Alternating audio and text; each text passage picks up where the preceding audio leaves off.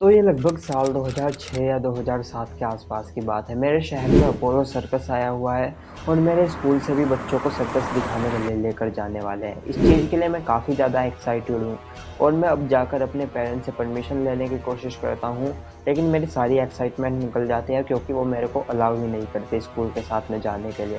लेकिन अब तक मैं अपना मन तो बना ही चुका था कि मुझको अब कैसे ना कैसे भी सर्कस तो देखकर आना ही है।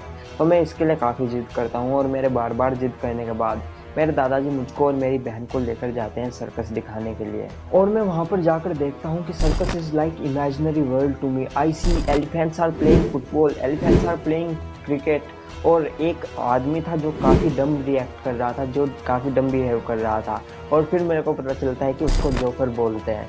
तो वो मेरे लिए काफ़ी ज़्यादा क्रेजी चीज़ें थी, but that was the first and last time when I enjoyed circus that much, because उसके बाद मैं जब भी सर्कस में गया मेरे को ऐसा मज़ा कभी आ ही नहीं पाया, क्योंकि जिस चीज़ से मुझे इमेजिनरी वर्ल्ड सर्कस लगता था कि जानवर फुटबॉल और क्रिकेट खेल रहे हैं, वो अब सर्कस में थे ही नहीं। और जिस जोकर के एक्ट को मैं काफ़ी ज़्यादा क्रेजी फील करता था, वो अब मुझको क्रिंज लगने लगा था। तो दोस्तों, ये तो थी मेरी सर्कस की स्टोरी। मैं आपकी स्टोरी भी जानने में काफ़ी ज़्यादा इंटरेस्टेड हूँ। आप नीचे कमेंट्स में अपनी स्टोरी ज़रूर बताइएगा। तो चलिए अब हम जानना शुरू करते हैं सर्कस के बारे में। सर्कस जो एक टाइम पे इतने ज़्यादा फेमस हुआ करते थे इंडिया में, इतने ज़्यादा फेमस हुआ करते थे, वो आज को एक्सटिंक्शन की कगार पर है। तो चलिए अब हम अपनी इस वीडियो को शुरू करते हैं। रॉयल सर्कस में काम करते तो हाल हाल में बंद हो गए वो। वहाँ के आर्टिस्ट वगैरह कितने तो घर पे रह गए और कितने, जैसे कि हम यहाँ पर आ गए क्योंकि सर्कस के बाहर हम लोग कोई काम नहीं कर सकते। जब तक कर सकूंगी तब तक करूंगी सर्कस, नहीं कर सकेंगे जाके बैठ जाऊंगी घर पे।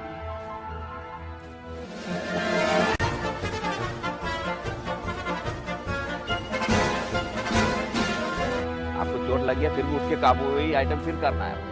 घर में कुछ तकलीफ थे, इसके लिए आना पड़ा सर्कस लाइन में। अपना परिवार को कुछ ये करने के लिए तो कमाना पड़ता है कि नहीं, तो इसके लिए परिवार का चक्कर में आई।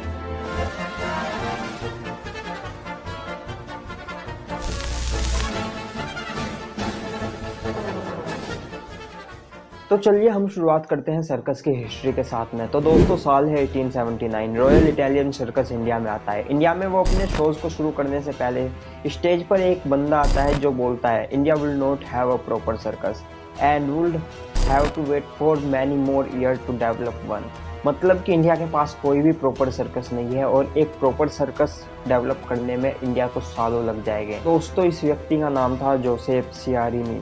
सियारिनी यहाँ पर बोलता है कि अगर इंडिया में कोई ऐसा सर्कस 6 महीने के अंदर बनाकर दिखा देता है तो हम उसको 1000 ब्रिटिश इंडियन रुपीस देंगे और उसके साथ साथ एक घोड़ा भी देंगे। तो तभी ये शो बॉम्बे यानी आज के मुंबई में हो रहा था, जिसको देखने के लिए राजा पटवर्धन, जो कि कुरुंदवाद सांगली, जो कि आज का कोल्हापुर है, उसके राजा थे, वो भी आए हुए थे, जो कि अपने अस्तबल के राइडिंग मास्टर विष्णुपंत छेत्रे के साथ में आए हुए थे। यहाँ पर छेत्रे को एक्सपीरियंस था घोड़ों को ट्रेन करने का और यहाँ पर छेत्रे ही इस चैलेंज को एक्सेप्ट करते हुए बोलता है कि हम ये सर्कस 6 नहीं 3 महीने में ही आपको परफॉर्म कर दिखाएंगे, लेकिन इसके बदले हम 1000 ब्रिटिश इंडियन रुपीज़ नहीं बल्कि 10,000 ब्रिटिश इंडियन रुपीज़ लेंगे और आप एक घोड़ा नहीं अपने साथ में 10 घोड़ों को लेकर आइएगा। देश विदेश के कलाकारों द्वारा खेल मंडल कारनामे।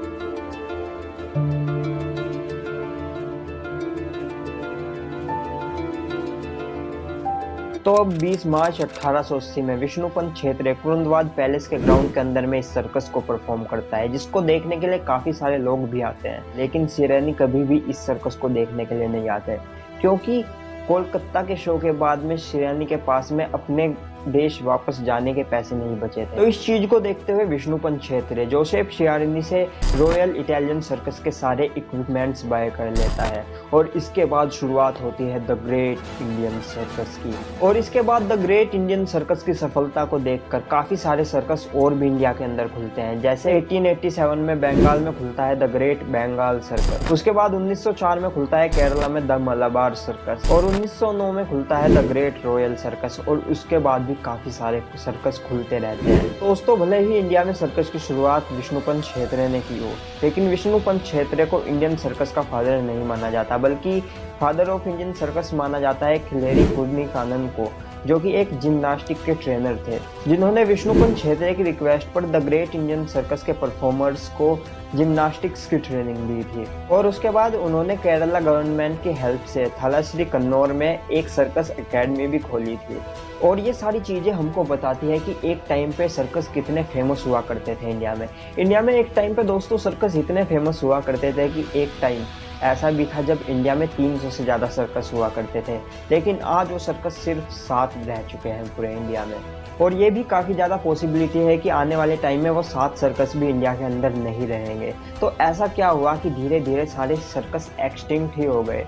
क्या हुआ इन सारी चीज़ों के साथ में जो एक टाइम पे इतनी फेमस थी वो आज गायब हो चुके हैं इंडिया से? तो चलिए अब हम उसको जानना शुरू करते हैं। तो दोस्तों सर्कस के एंड होने का सबसे पहला रीज़न हो सकता है कि increase in entertainment option. After 90s में लोगों के पास एंटरटेनमेंट ऑप्शंस काफ़ी ज़्यादा बढ़ चुके थे।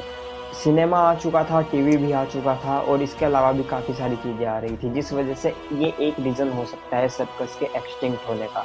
इसके अलावा दूसरा रीज़न ये हो जाता है कि गवर्नमेंट ऑफ इंडिया एक नोटिफिकेशन इशू करती है जिसमें वो बैन लगा देती है 18 साल से छोटे बच्चे को सर्कस में परफॉर्म करने के लिए। और ये तो आप बिल्कुल अच्छी तरह से जानते होंगे कि जो भी सर्कस में बच्चे परफॉर्म करते हैं उनकी ट्रेनिंग काफ़ी छोटी उम्र से शुरू करा दी जाती है। और अब नोटिफिकेशन के बाद में उस सर्कस को मना कर दिया जाता है उन ट्रेनिंग को कराने के लिए। तो ये भी एक काफ़ी ज़्यादा प्रॉब्लमैटिक कारण हो जाता है सर्कस के बंद होने के लिए।